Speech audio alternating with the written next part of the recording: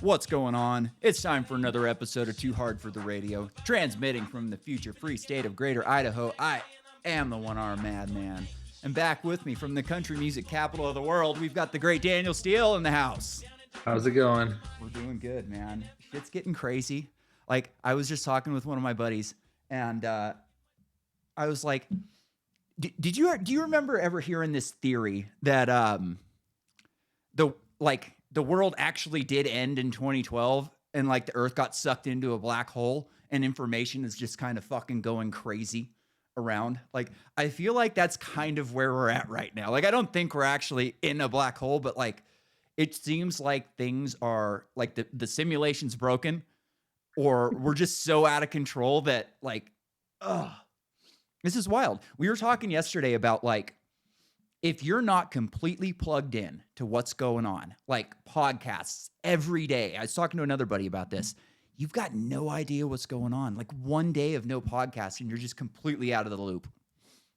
Yeah, I really enjoy Tim Dillon's podcast because like I couldn't even tell you who he's voting for or if he's voting. Yeah, he's the best. But they're hilarious. And yesterday I went to sit down, listen to his podcast, and it was about the debate. And I'm like, fuck, that debate was like 8 years ago, right? I know. It's just like so much has happened since then that I'm like, oh, well, this is just going to be a bunch of old shit that I don't need to hear about anymore. And it must be hard as a content creator to stay like that fast up. I know, especially doing like one show a week. Like I do one show a week. And sometimes I do two. If I have an interview, I do two. But like these like actual politics shows where we're talking about news and politics, I do one a week for the most part. Sometimes not even that because my buddy Nolan doesn't always make it every week. So it's like you got to go freaking nuts trying to like just figure out what you want to talk about for the week because there's so much going on. It's like we've only got an hour. We can only play so many videos of news clips and stuff like that. And it's just... there's so much going on. Like I was talking to my buddy last night and we were talking about Trump. And like, if you're not completely plugged in, him talking about immigrants eating animals is just a crazy line. Like you would hear that and go, oh, this guy is out of his mind, but it's actually happening. Yeah. And I mean, obviously something that doesn't get broadcast. The Attorney General of Ohio said that there are incidents. One. Number two, after what happened yesterday, which we'll talk about, the media, Al Roker was like, he deserves this because he's like bringing all this hate to Springfield, Ohio, and there's bomb threats and blah, blah, blah.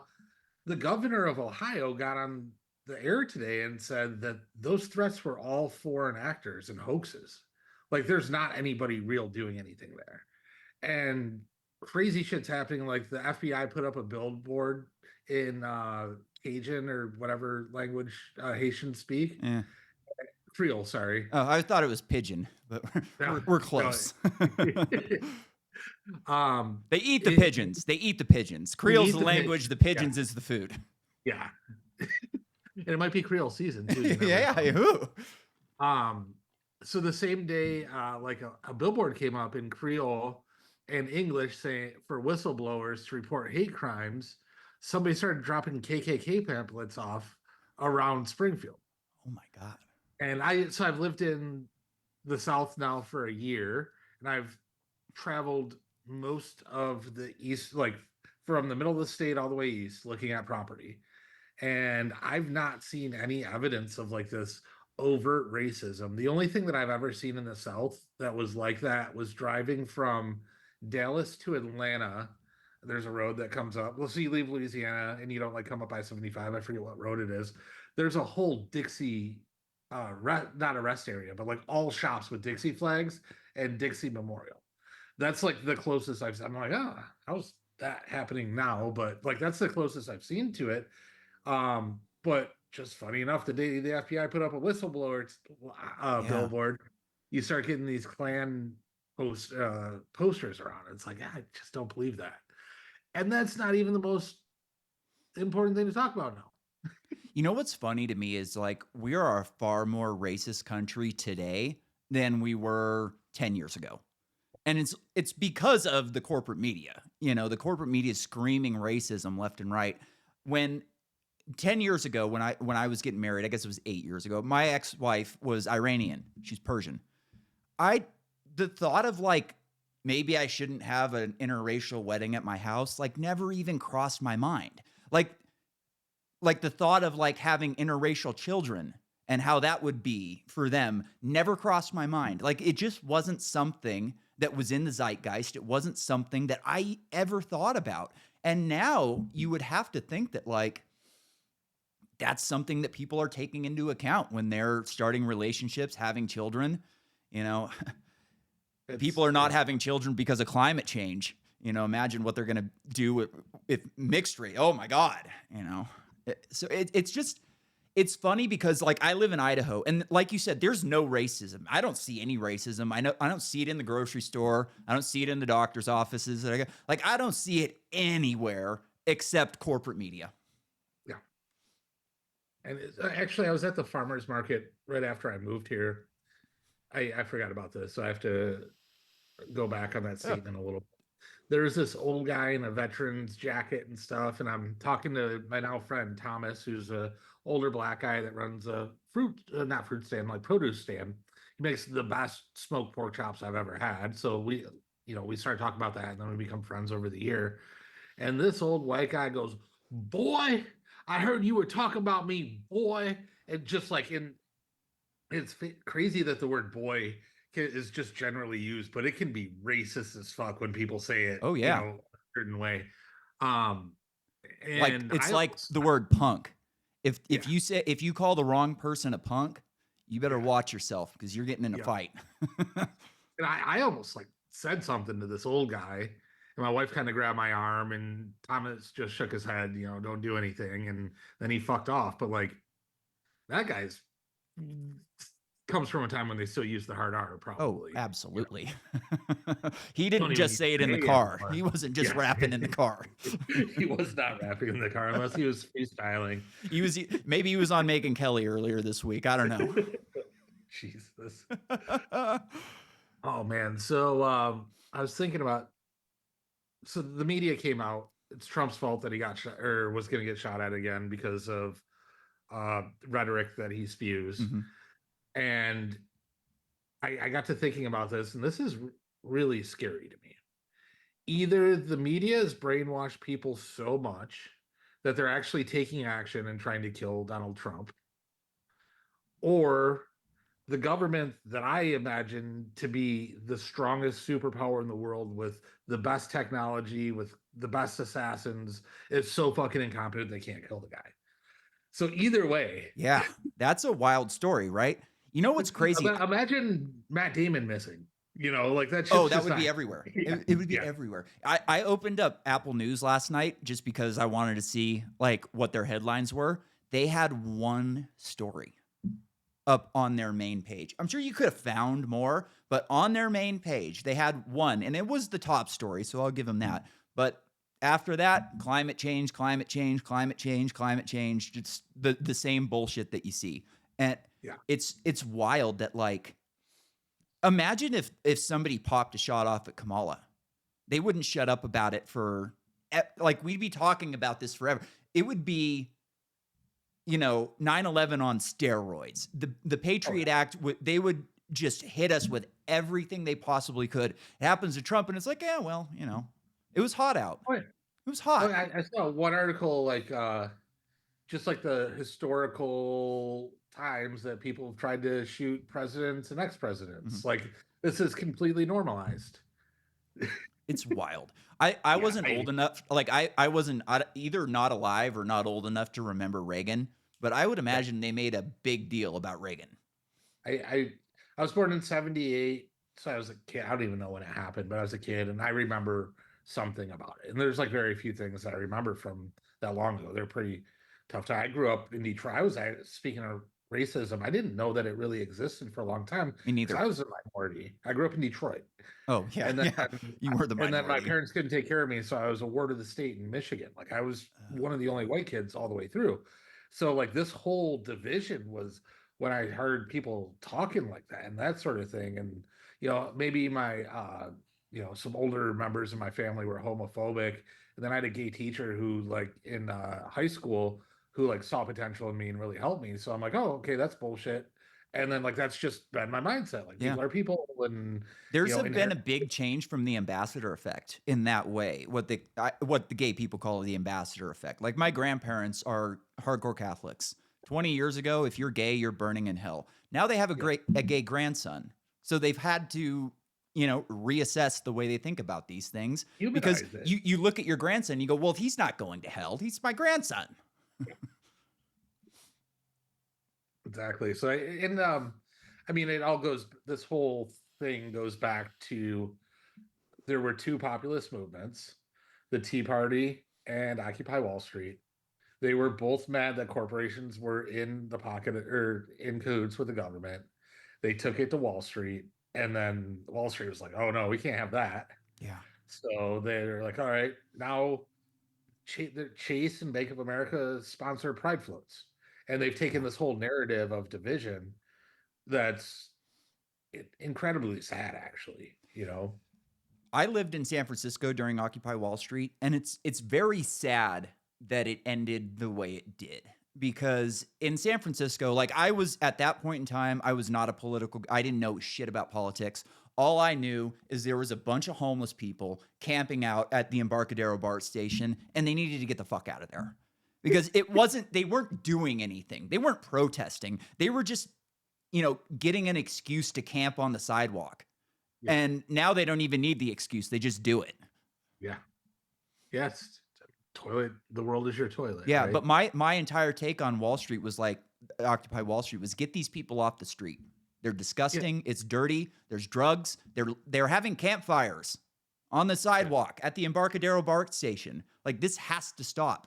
And it's sad because the only people in San Francisco that were really willing to stand up, if they were at all, like I'm not convinced that any of those people actually knew what they were there for. But there wasn't like it's not like when you see these gay pride movements or like beta breakers, there would be thousands of gay people dressed up, walking naked everywhere. But this Occupy Wall Street thing, we get a handful of homeless people and it makes it look terrible, which is, I'm kind of ashamed of myself for the way I reacted to it.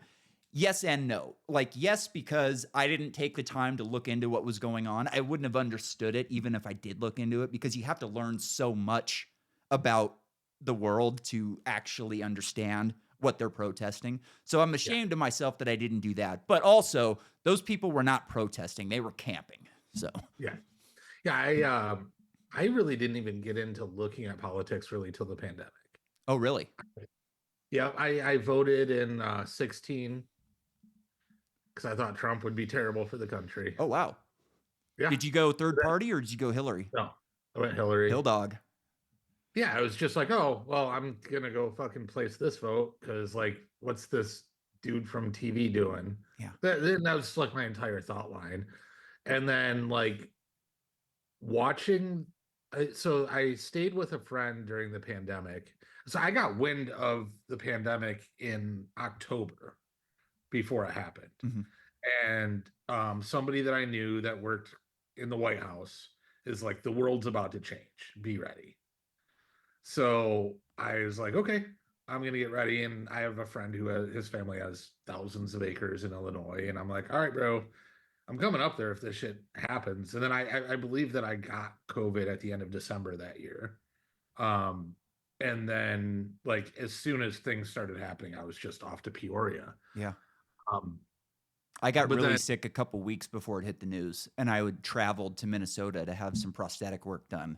And when I got back, and I always get sick when I travel because I don't travel very much, so it's not like an abnormal. But I was really fucking sick, and I think I caught that original strain that was just a really nasty thing. But I was fine. It's 2 weeks of being sick, and I kind of I did didn't the even know same what it was thing. called. Like, didn't know what it was called. And then people are starting to have it around CES. CES super spreads everything. For people that don't know what that is, it's the Consumer Electronics Show.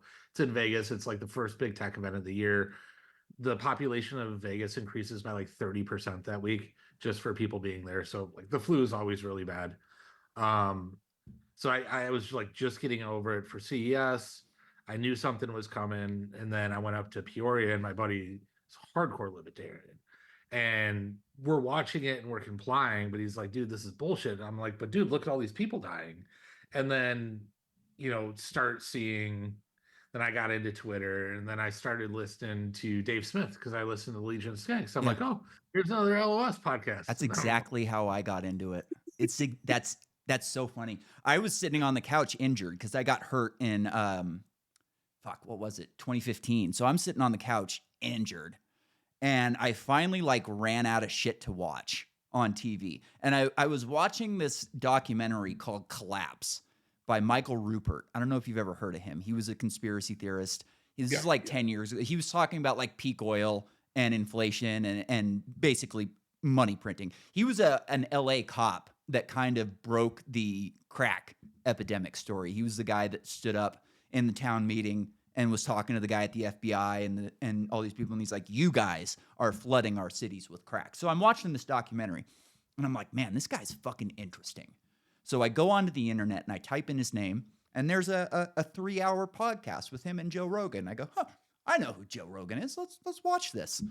And I, down the rabbit hole. Legion of Skanks come on Rogan. I start watching that, and same thing. Hey, Dave does another podcast. That's interesting. Let's listen to it a bit.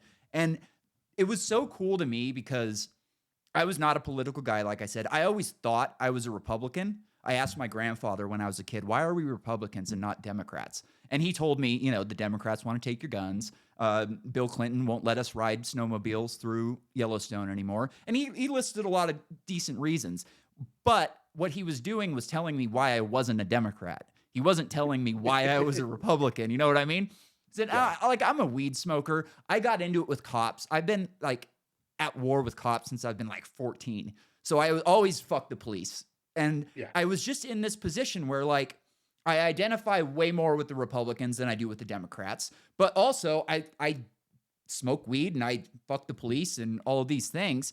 And listening to Dave was just so empowering because he was telling me everything that I have believed my entire life is not only a legitimate grievance and a belief, but like the actual right way that people should be. And it was like, holy crap. Like, I'm not crazy. I'm fucking normal. Everybody else is nuts. Like, this is how everyone should think. Yeah, I almost got pulled in around 2008. I found this movie called Freedom to Fascism. This documentary talked about a lot of cool shit because like 9/11 or like the world just changed so much from 9/11 on. There's like this pre 9/11. It's like almost reminds me of like the time when people talk about the 60s and The how great before they were. time. It's the Yeah, before it was like time. the before times. So it was like 7 years. I didn't understand what was going on with the mortgages because I had sold a business and then bought a pizza shop and that failed. And so I was staying, we had to move from Vegas back with my ex's parents in upstate New York. And I watched this movie. I'm like, okay, this is really compelling. And then I get on a call and they're just trying to turn me into like a boots on the ground guy for Ron Paul. Mm. I'm like, oh, politics is dumb. I want to hear about this 9/11 shit. I'm Yeah. not doing this. And then I moved along, ran my illegal poker games in New York, and eventually worked my way out. But yeah, they almost got me then. Uh, I don't even know where You'll we're going you'll with. think this is funny. Me and my buddy Nolan, who's my other co-host on the podcast. By the way, Daniel's been promoted to co-host on the podcast. I didn't ask him if he wanted the job. I just gave it to him. Let's go. We stole a massive Bush Cheney sign off the side of the road and hung it in our apartment just to piss people off. Because we lived in Southern California and everybody hated Bush and Cheney and we thought we were Republicans. So I'm sorry. Our entire kitchen wall was a Bush Cheney sign. So embarrassing. Okay. So Cheney endorsed Kamala. Darth Vader. It's so wild. It's so wild that like people don't see this. It's like how can you just watch these people flip-flop so blatantly and just that's a good thing. And they'll tote him out there. They'll bring him to some one of our rallies or something like that. Everybody will cheer. Yeah. It's wild. And it's like people that I really enjoy talking to. 'Cause I live in a very liberal neighborhood, which is fine. I have this weird kink of liking the neighborhood in conservative areas. That's one of my favorite things.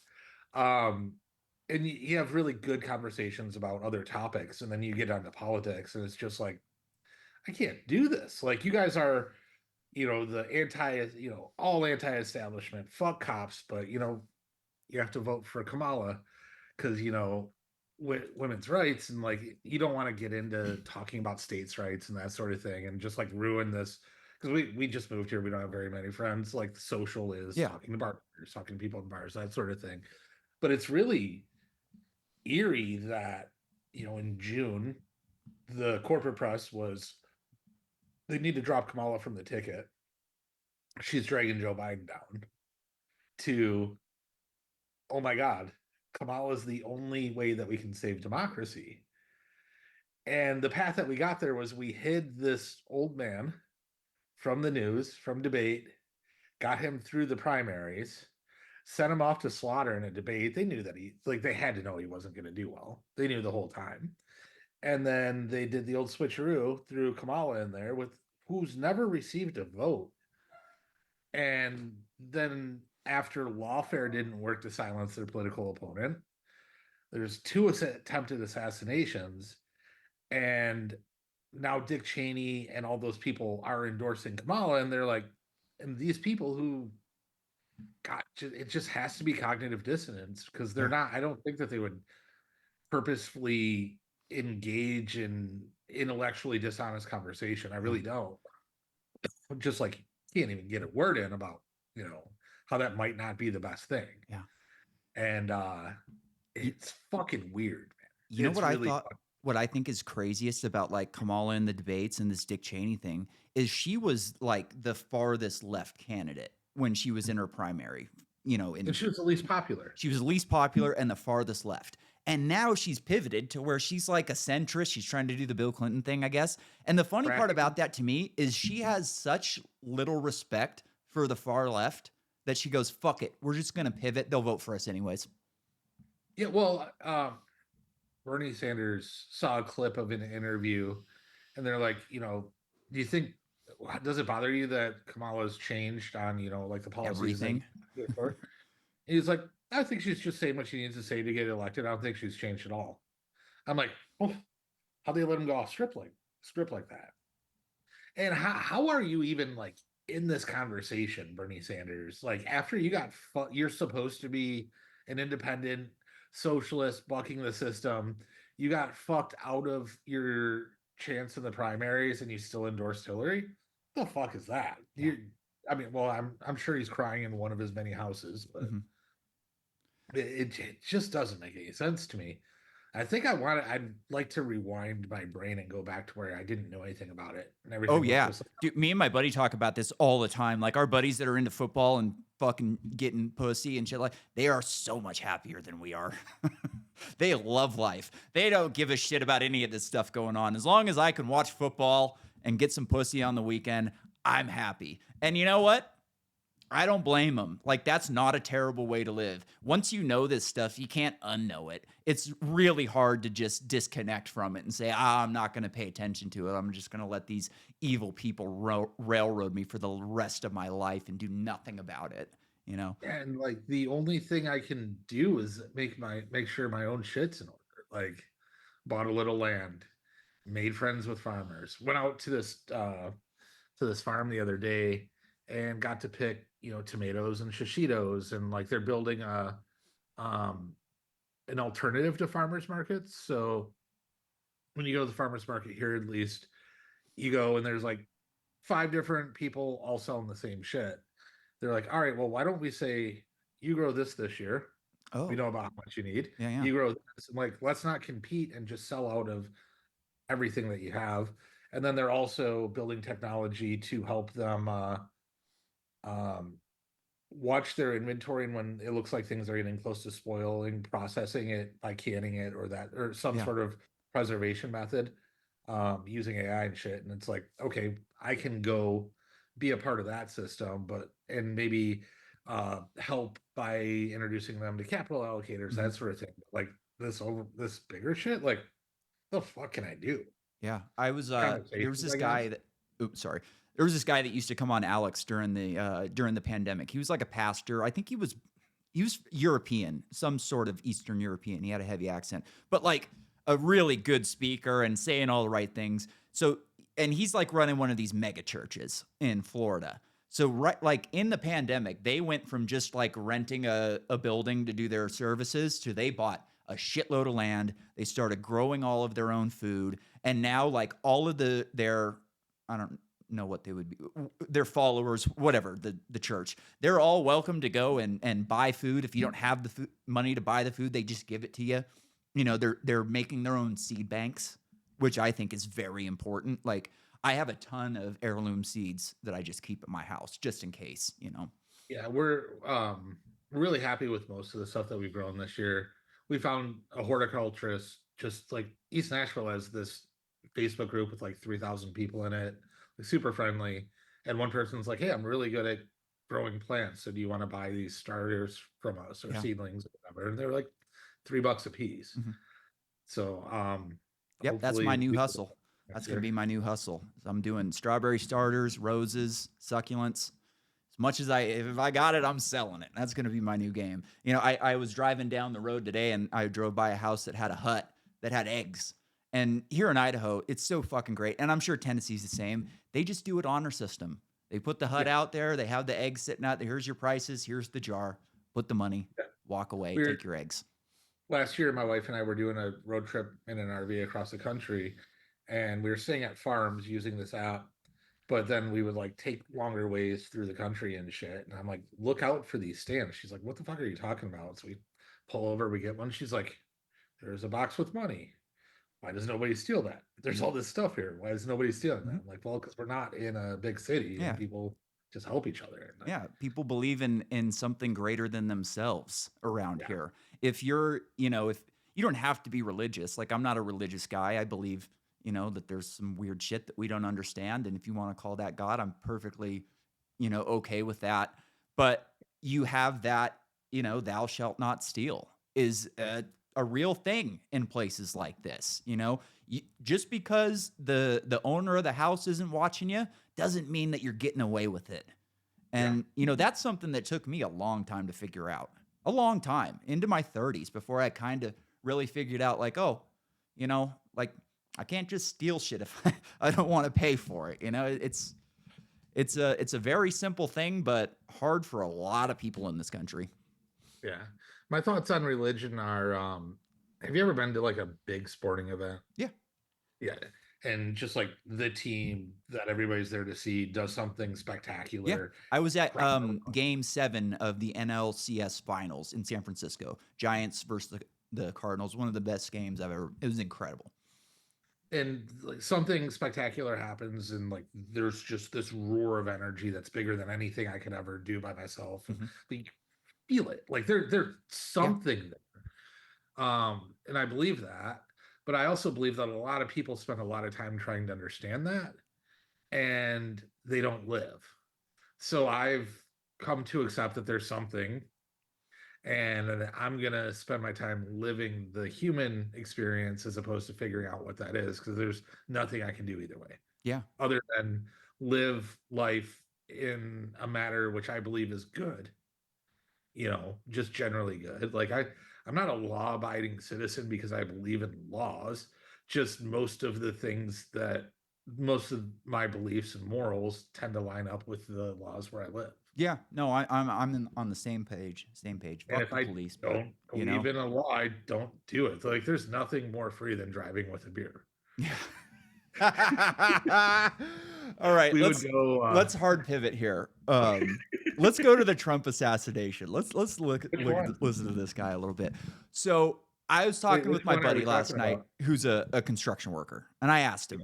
I said, "What would it take for you to quit your job, leave your family, and go to Ukraine to become a mercenary? You're going to be sneaking people from the Middle East. You're going to be buying them fake passports and getting them to go, you know, throw them in the meat grinder down on the front." He goes, "Oh, the CIA. I can't do that by myself." And yeah, That's kind of where I'm at with this guy. He appears to be an asset of some sort. That interview that he did with the news agency in 2022 was wild. I wish I had watched the whole thing. You didn't And need there's to. You could see his eyes and his like. You didn't need to watch the whole thing. Just like a couple minutes of looking at that guy. There was one of the weirdest parts about the video was he was talking about Ukraine as if he was a citizen. He was like, "Come and help us. I will put you into a unit. I will get you into the. We will get you set up." And it's like, who is we? Is we me and the Ukrainian guy that I met when I flew here, or is we the CIA? yeah. That's so we're talking about the second. Yeah, second guy. Both of them CIA, but there was a report that like some FBI agent had like, well, we don't know who it was, but some FBI employee or whatever had traveled to his house and an FBI building the day before the attempt. Yeah, Nothing strange about that. And this goes back to what I was saying about it being scary. Is like, is this CIA that incompetent that they couldn't even get a guy to finish? Well, look at the guys they're picking. I mean, right, and like that's what leads me to think, because like, man, I know of some bad motherfuckers. Me too. Like, you can't find some barrel-chested fucking ex-Marine that's just out of his mind and willing to do whatever the fuck you tell him. Like, those people are out there, but they're choosing. They absolutely are. Yeah. And this is just a little rabbit hole-y, but I don't know if I sent it to you. There was a lady testifying to Congress or Senate or whatever, and she testified on the record that there are U.S. Marshals are required to get everybody that they encounter to vote. And she gave an instance of a Mexican national. I can find you the video. No, it's cool. I sent you another video. I haven't watched it yet. I just can't bookmark things because I'm banned on Twitter right now. Yeah, that's right. That's fucked up. I've got so much shit bookmarked on Twitter. It's insane. This is like they're playing weird shit on the side of the sphere. It was like just as you like logged on, I'm like, oh my god, we're both gonna want to watch this. So anyway, so in this testimony, this lady says that if you send it to me, we can watch it. We can't watch it, but you could hear it. Yeah, let me oh,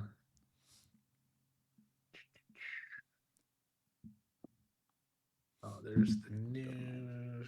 My messages have come through. Yeah, it's this is something, man. This is fucking something. These guys are really out there. So DeSantis isn't going to turn him over to the feds?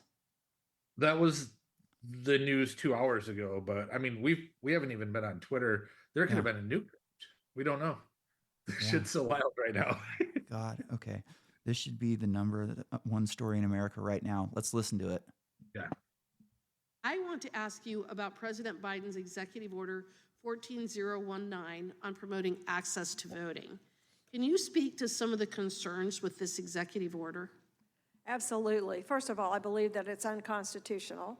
But having said that, why is it that the Biden administration has absolutely resisted every effort to turn over any of the plans by any of the agencies? The House Committee on Administration issued subpoenas in July to every cabinet secretary and have asking for the plans for implementing Executive Order 14019.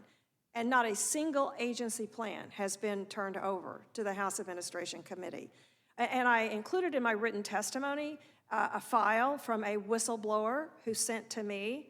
He is a U.S. Marshal, and he sent the Department of Justice guidelines, instructions to all the U.S. Marshals, requiring them, notifying them that they are required to offer voter registration materials and voter education materials to everyone with whom they come into contact, including, and he sent me a file of someone who had to be registered to vote, who is a prisoner in a Texas federal facility. He's imprisoned for violating federal law because he was deported and returned. He's a Mexican citizen. It says that in his file, and he was registered to vote, and they're required to give him voter registration materials. That is happening in federal prisons all over the country. So let me ask you, then is it your understanding that they are actually implementing the very plans that they refuse to turn over to Congress? Yeah, that's fine. They're absolutely I think we got doing the point. that, and that is wild. that is what they're required to get everyone to vote. That is weird. including Mexican nationals who are in federal prison Oh my God. violating federal law. And there's US Marshals that are doing this. So how do they not at least get a fucking US Marshal instead of, Whoever this woman this is. juggalo Yeah. or whatever the fuck that guy is? He looks like, with the hair and everything. Yeah. a juggalo. Wow. That is something. You know what I heard this the other, and this doesn't have anything to do with the story, but I think it's the state of Arkansas is farming out prisoners to fast food restaurants right now and letting them work all day and then go back to prison. Why the fuck do they need to be in prison if you trust them to go to work every day? It's kind of If a I ever weird go thing. to prison, I want to go to prison in Arkansas, so I can get my smoothies or Yeah. whatever. Yeah, it's so weird. Like, it's slave labor. These guys aren't getting paid anything. Just they're getting paid cents. People who make license plates at jail, they don't make a goddamn thing either.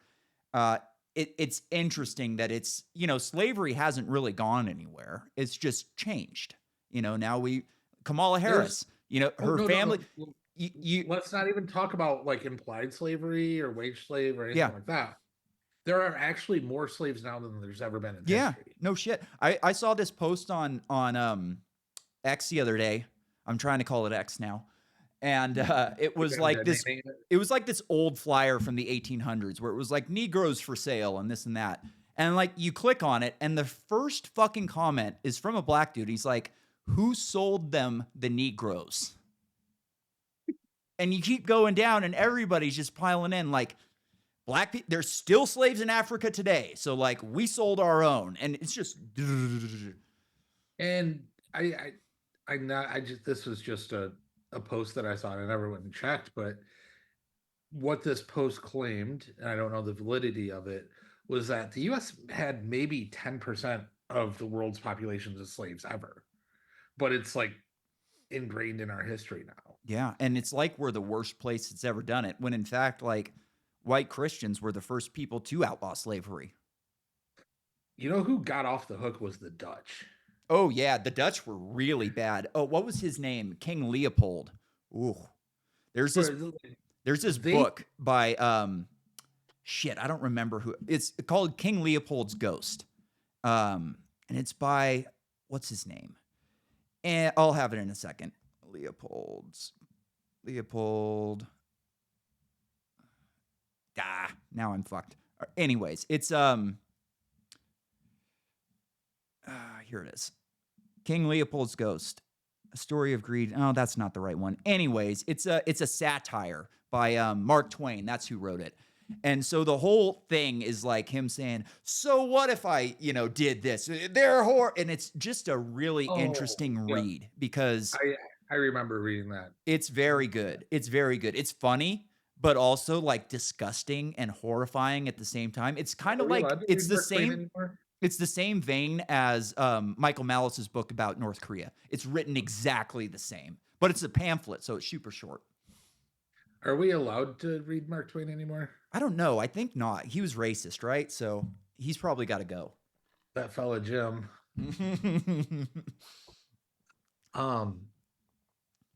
Yeah, it's just like where reality started unraveling for me was there's a quote by Lincoln saying, "I don't care if one slave's freed or all the slaves are freed. I just need to keep the Union together." Yeah.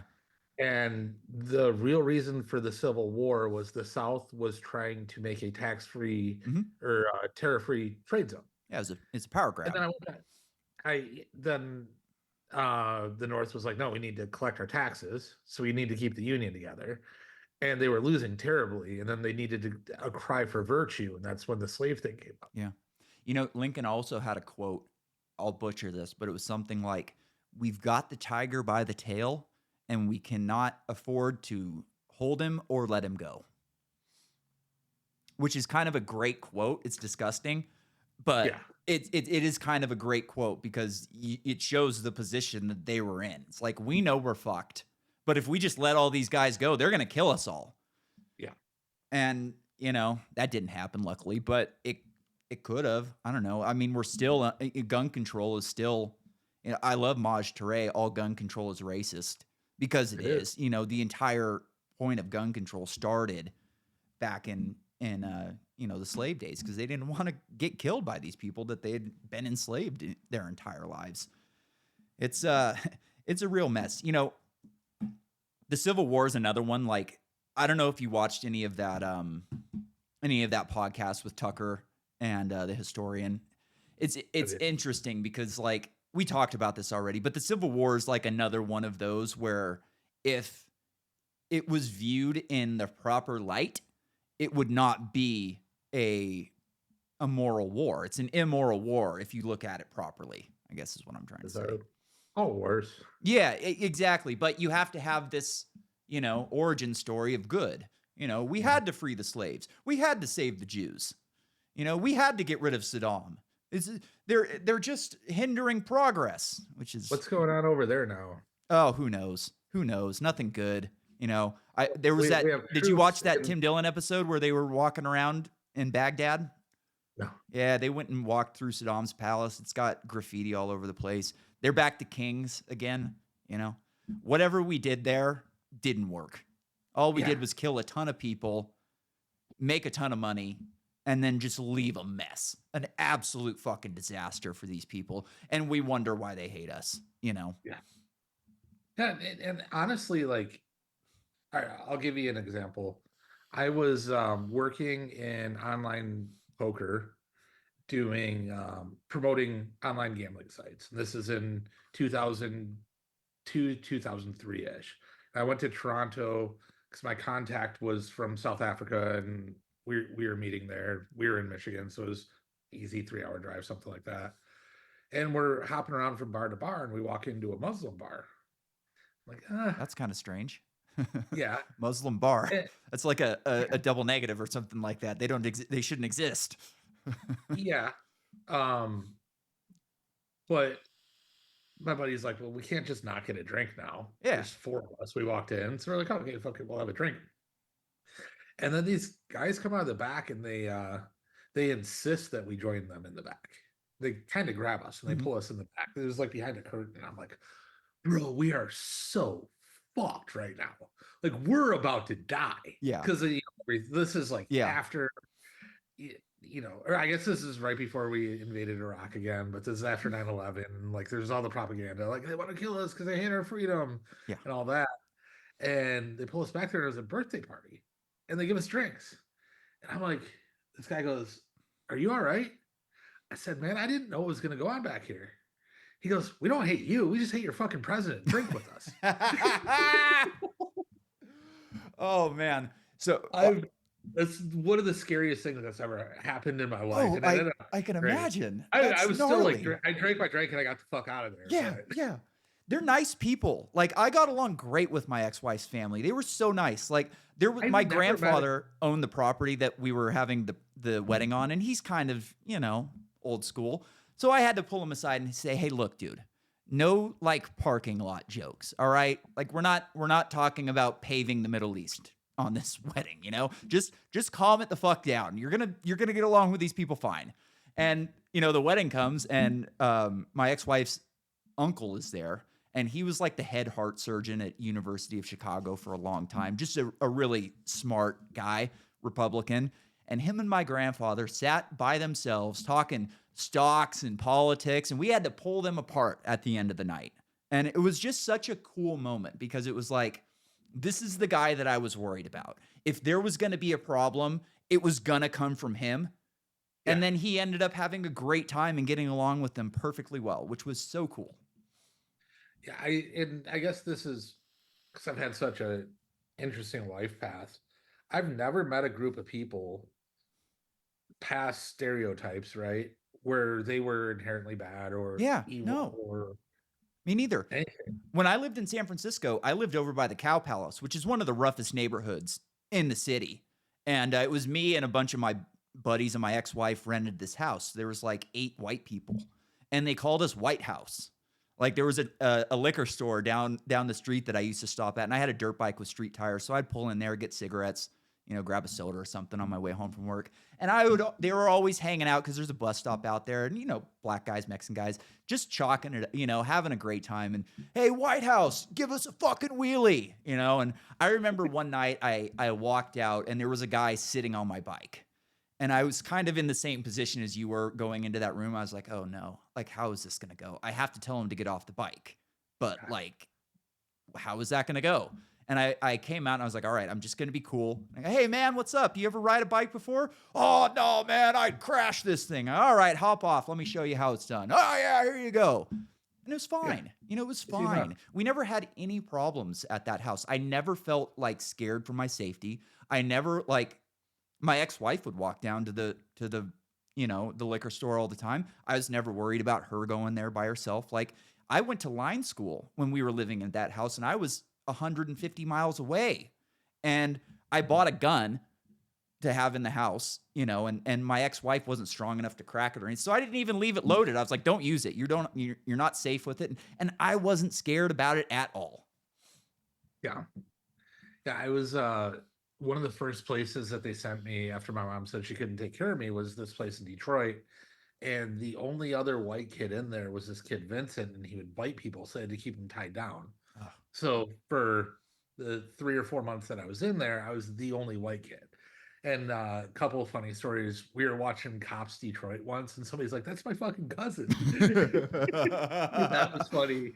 And then it was 1992, and it was the year that Baby Got Back became popular. It was that summer. And every time that they said, the song said, turn around, stick it out, even white boys got to shout, everybody would just look at me, and I go, hey. And like, that was it. Like, It was like, okay, we're different. Cool. Let's fucking live, because we're all in this fucking shitty situation together, Yeah.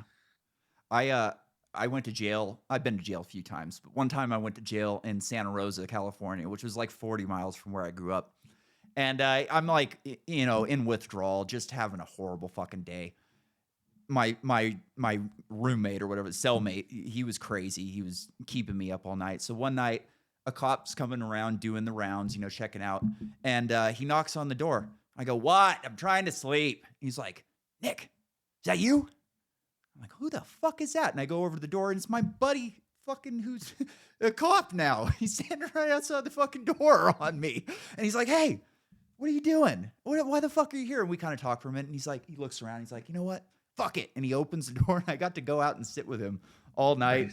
We were watching TV and going on the internet and shit. And so embarrassing, but also like made a terrible time a whole lot better. Yeah, absolutely. I didn't know you grew up that way. That's a rough way to grow up. No, I've been on my own since I was 14. When I was in high school, we had one of my best friends in high school. His family was drug addicts. His dad ended up going to jail, and his mom couldn't take care of him anymore. Really, like, they couldn't take care of him anyways. They lived in a tree house. They didn't even have electricity. They had a generator, and sometimes they could afford fuel for it. Sometimes they couldn't. And she was just going to up and move them to Lake County, which is like per capita the biggest meth county in the country. Just a terrible fucking place. And we decided, my mom and my dad were like, all right, like, you guys are on the football team. We'll keep him at our house until the football season's over, and then we'll go from there. And he lived with us for 4 years. And I think, and I've told my mom this before, I haven't told my dad because me and him don't really talk, but I think that's the best thing she's ever done in her life. Like, having kids is one thing, but like taking it, and then she did it for one of my sister's friends too. And I think that's the best thing they've ever done in their life. That's amazing. Yeah. Yeah. And he ended up having a great life. He lives in Arkansas now. He's got 2 kids. His wife was a flake, so they split up, but like, he's doing great. Every time I hear like these crazy lunatics who want abortion for everybody, oh, we're just too poor. We can't have kids because we're too poor. It's not fair for them. It's like, that guy had a great fucking life, and his kids are really happy that his mom didn't abort him. Yeah. That's always what I think about. I always, probably still am, of the thought that it's like a really complex thing. I've never had to think much about it, never been in a position where, like, that was something that I had to worry about. Oh shit, we're getting close to an hour, aren't we? Yeah, we're good though. It's all right. Because we haven't even talked about Tim No, Walz. we haven't talked about anything. TV. I was thinking that a minute ago. I was like, well, didn't get that, but it's okay. So I was just like, this is a super complex thing that's really none of my fucking business. That's always been my stance. And Yeah. I went to this my buddy in Peoria, and I went up to visit him in the summer before the pandemic and before the world got crazy. I went to the that year Slipknot released an album, and they like kicked off their tour at the Iowa State Fair, and they're from Iowa. And so I was with these like he brought some friends with him, and they're like super conservative guys. And they're like, "Oh, so you're a liberal or whatever." I'm like, "No, I just don't. I do what I want to do." And they're like, "Well, what about abortion?" I said, "Well, it's none of my fucking business." Yeah. And this guy's like,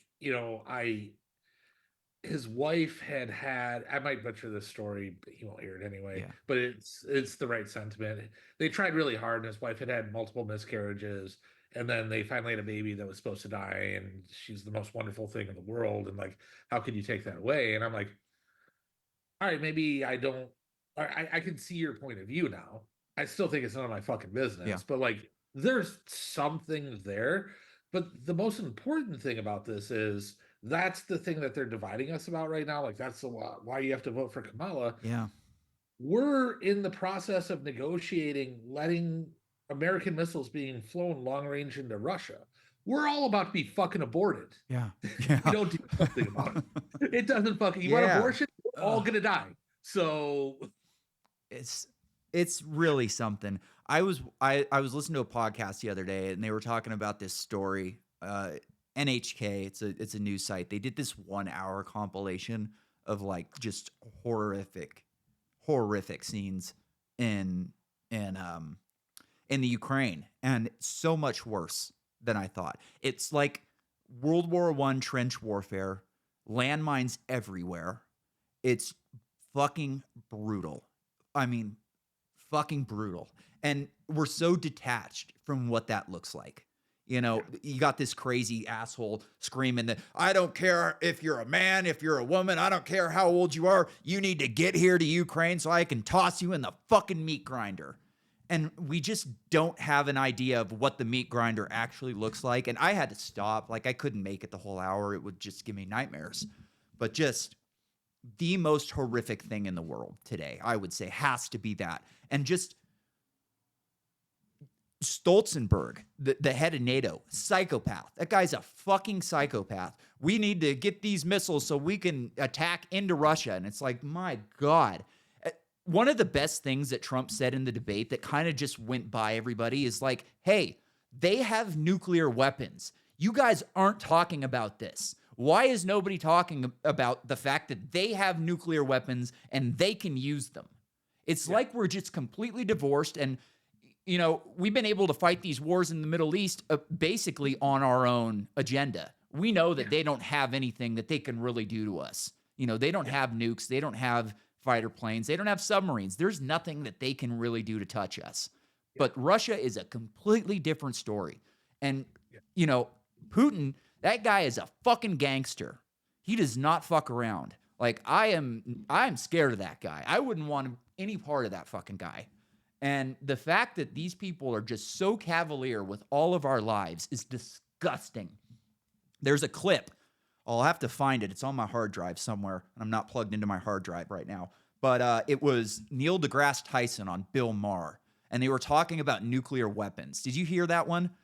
And no, I don't listen to anything that dude has to yeah, say. so he's like, oh, well, you know, nuclear weapons, they're not a problem anymore. The fallout's nothing. And Bill Maher's like, what? Like, what do you mean nuclear weapons aren't? He's like, oh, the old ones, they had a lot of fallout problems. But these new ones, they're clean. And I was like, that can't be right. And I went on the internet immediately, and ChatGPT right away was like, no, hydrogen bombs are way fucking worse. The fallout is so much worse. And it's just like, how are you so cavalier about this? Like, it's so crazy to me. Yeah, he's one of like two people that I really with before I knew politics or looked at anything. Him and Mark Cuban, I like really looked up to. They said things very well spoken, that sort of thing. Dude, Cuban must be on the Epstein list. Has to be. I would imagine Neil deGrasse Tyson could be too. Yeah. because there's no way, because like Cuban's so far, he was on like CNBC, and he's like, oh yeah, the taxing of unrealized gains, which will destroy our Oh, economy. it's Absolutely. disgusting. So you own your house, right? Yeah. When fully executed, as your house appreciates in value, you'll owe taxes on it as it appreciates. And since most Americans, their net worth is in their house, and since it's illiquid and they don't have the money, they'll have to pay a higher tax rate when they sell the house to defer those taxes. And Cuban's like, oh yeah, that'll destroy the economy, but like Orange Man bad. What? Yeah. I uh I He, ha- I met yeah, with sorry. this money guy. Oh, go ahead. Sorry. Yeah. Today he said, I'd love to buy Fox News and X if I can. Wow. He wants to completely Just cut out. cut them off. Like industry capture, essentially. Yeah.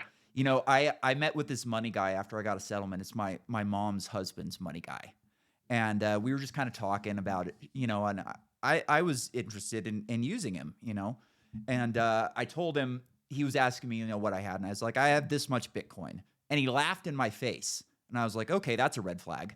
And then we were talking further, and I was like, you know, this new they want to have capital gains on inheritance. Like, that's insane. And the guy goes, well, you may not like this, but the government has to make money somehow. And I went, okay, you're fired. Yeah. I have a buddy who grew up in similar circumstances, but he's mega wealthy now. And when I got a little bit of money, I called him about getting a money guy. And I said, does your money guy understand what you would do to him if he lost $1 million a year after where you came from? He's like, yeah, dude, don't get a money guy. You're gonna end up beating his ass. Yeah, man, Bitcoin. You get some Bitcoin, buy some gold. You're good to go. I've lost faith in the crypto movement. Oh, really? How come? I didn't have that much anyway. But all of the hash, it's all controlled by big organizations now. Like there's this intermediaries, which are the people who validate the transactions. So either the coin or the compute, most of it's owned by large corporations. So it doesn't fucking matter. It's not decentralized. And also, if there is a nuclear war, how are you going to get on your phone? Some power went out, I think, in China, and they had to have like this generator where people were like 20 people were sitting around charging their phones because the only way that they could transact was with their phone. Mhm. The fuck's a Bitcoin going to do? A nuclear fallout or an EMP or anything? Yeah. To be fair, in that kind of situation, nothing's going to be really worth much except gold. You know, I'm nervous about it too, to be honest. Like I thought that this bull cycle was going to go a lot different than it's gone so far. Like I'm a little nervous that we're not going to hit even another all-time high before the end of the cycle. I mean, we're looking at just a couple months left in this run, and we're not going parabolic right now. So it's making me nervous because I got a little bit more than you do, I think.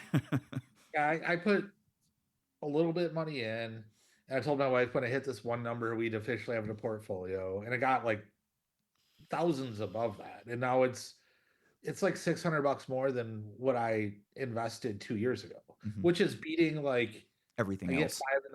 I get 5.5% from Wealthfront. It's like a checking account thing, which it's better than that, but it's so fucking volatile. I'm like, I can buy a tiny home with this money. Yeah. Or I can land. Septic. No, I have land. You got the land already, yeah.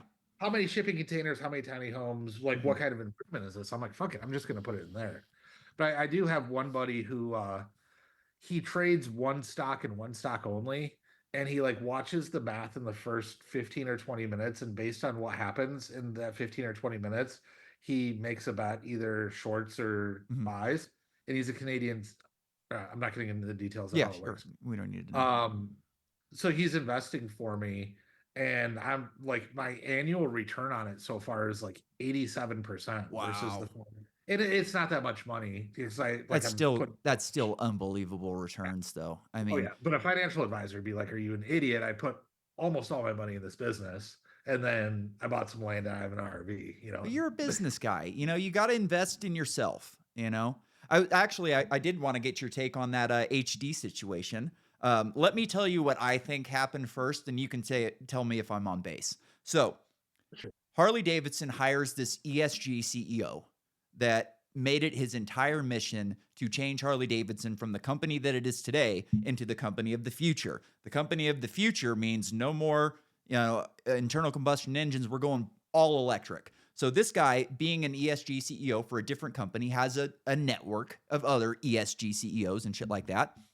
So they get together, they say, we're going to build this bike, invest in this bike. It's going to be great. We've got this live wire. It's this electric bike. Everybody's going to love it. And then everybody fucking hated it. They've sold like 1,400 units in the past 3 years. So they end up, Harley can't just give these investors their money back. Oh, what the fuck? You know what? I forgot to record the fucking video on this thing the entire time. So we're not going to have any video for this one, but that's okay. All right. So quickly here, we'll cut this together. I think, so they get together. Harley can't just give these people their money back. If they decide this bike's not selling, we're not going to get our return on it. So they spin the company off with an AEA Bridge Corp, it's called, which is, it seems like a bridge building company, but they're not. They're just an ESG company that does funding for other ESG projects. So they spin this thing off. They use a SPAC instead of an IPO because a SPAC is way faster and way easier to yank your money out of. Once the SPAC goes, they yank $370 million out. Harley has to foot the bill. Am I on target here? So let's get into what ESG is. It's a standard for companies that covers environmental, social, and governance, meaning how much carbon do you put out there? So like, how are you helping in the social justice movement, for lack of a better way to say it? And how much transparency on anti-corruption practices, shareholder rights, which don't matter. And who's pushing that? Well, the global, I don't want to put a word on it, Yeah. but this Globalists. the big conglomerate of people that are trying to push a narrative. If you look at Philip Morris, which I sent you, I'm actually just going to go back to our text. Yeah. Philip Morris sells cigarettes Mhm. that people light on fire and puts carbon out in the air. What And agriculture, which also causes yeah. heat and climate and the So like. on a scale of 1 to 100, where do you think that Philip Morris would rate? They should be very low. They should be in the teens. 85. Yeah, that's fun. That's fun. Now Tesla, who makes electric cars and does it in what I believe to be a pretty thoughtful manner. They also do solar for houses and a lot of things that the climate folks would really care about. What do you think they score?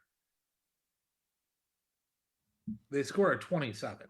Yeah. Sorry, I had mute because my dog's going crazy. Oh, no problem. So the cigarette company and agricultural company, like builds products that emit carbon and are bad for society in general, which I don't give a fuck if you smoke, but in general, cigarettes are bad for society. They score an 85, while Tesla scores a 27. It's just global force. And if your ESG scores low, you don't get access to capital markets. Yeah. I've said that this is a cap on small business because if you're a small business and you don't want to play ball, you're never going to get funding.